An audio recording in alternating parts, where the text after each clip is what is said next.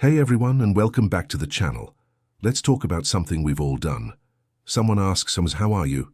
And without even thinking, we say, I'm fine, thanks. But are we really? How often do we put on a brave face, a happy mask, and pretend everything is okay when deep down we're struggling?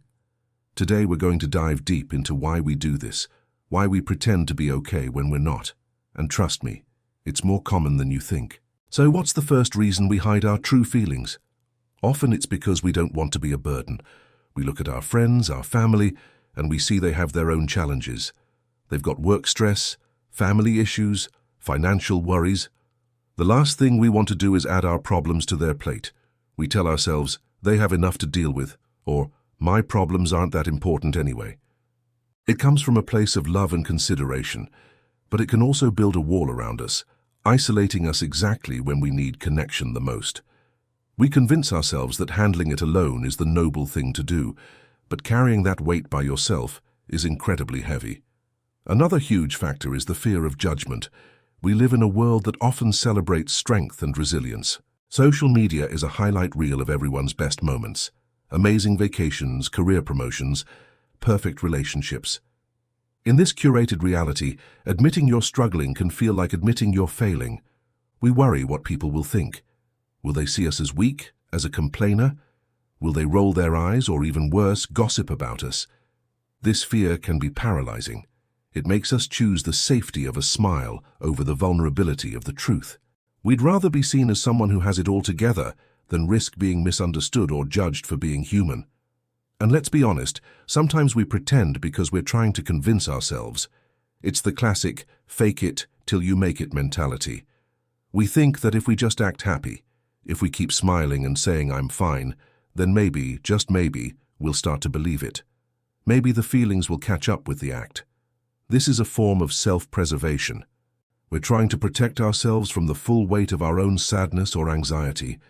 It feels easier to push those feelings down and put on a performance than it is to actually sit with them and figure out what they're trying to tell us.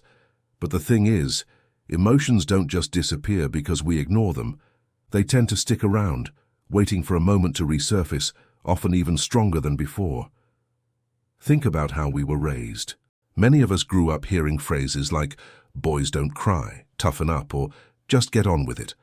We were taught, either directly or indirectly, that showing negative emotions is a sign of weakness or immaturity. We learn to suppress our tears, to swallow our fears, and to present a stoic, unflappable exterior to the world. These lessons from childhood become deeply ingrained patterns in our adult lives. We automatically revert to this conditioning, putting on the mask without even consciously deciding to. It's a learned behavior, a survival skill we developed a long time ago that might not be serving us anymore. Breaking these old habits is tough because they feel like a core part of who we are. There's also the simple fact that being vulnerable is exhausting. It takes a huge amount of energy to open up to someone. You have to find the right words, you have to trust the person you're talking to, and you have to be prepared to deal with their reaction, whatever it may be. Sometimes, at the end of a long, hard day, when you're already feeling drained, the idea of having a deep emotional conversation is just too much. Saying I'm fine is the path of least resistance. It's a simple two-word shortcut that ends the conversation and allows you to retreat back into your own world. It's not ideal, but it's an understandable way of conserving what little energy you have left. So we've identified all these reasons we pretend to be okay. But what's the cost? The biggest cost is connection. When we aren't honest about our feelings, we prevent others from truly knowing us. We create a superficial relationship based on a persona, not our authentic self. This can lead to profound loneliness, even when we're surrounded by people. We miss out on the empathy, support, and understanding that can come from sharing our struggles.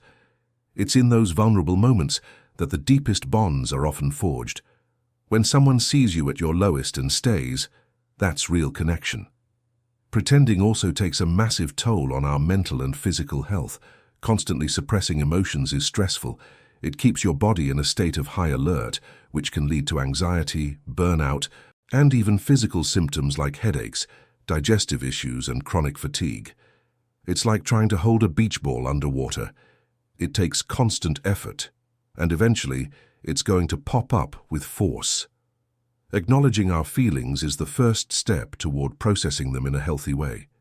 Ignoring them is just delaying the inevitable and making it harder on ourselves in the long run. So what can we do? How do we break this cycle? It starts small. You don't have to suddenly pour your heart out to everyone you meet. Start by choosing one person you trust, a close friend, a family member, a partner. The next time they ask how you are, and you're not okay, try being just a little more honest. You could say something like, "Actually, I've had a really tough day," or, "To be honest, I'm feeling a bit overwhelmed lately." You don't have to give all the details at once. Just opening the door a crack can make a huge difference. See how they respond. More often than not, you'll be met with compassion and a desire to help. Another powerful tool is journaling. Writing down your feelings without any filter or fear of judgment can be incredibly liberating. It helps you understand what's really going on inside your own head. It's a safe space to be completely, brutally honest with yourself. Once you see it on paper, it often feels more manageable. You can start to identify patterns, triggers, and potential solutions. Journaling is like having a conversation with the truest part of yourself.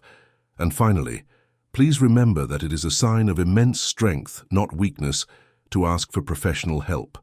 Therapists and counselors are trained to provide a safe, non-judgmental space for you to explore your feelings.